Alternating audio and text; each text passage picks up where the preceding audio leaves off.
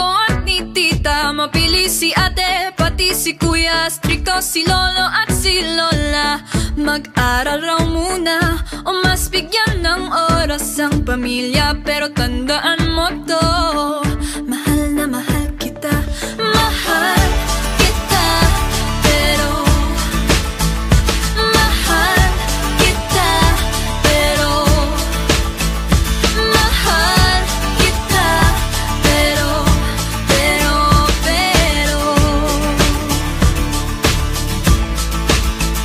bata pa tayo, di ko pa kaya, marami pa tayong inasikaso, at baka rin posibleng sa iba ka pang magkagusto. Ang oras muna ay hayaang palipasin, pag tama na ang panahon, pwede mo na kung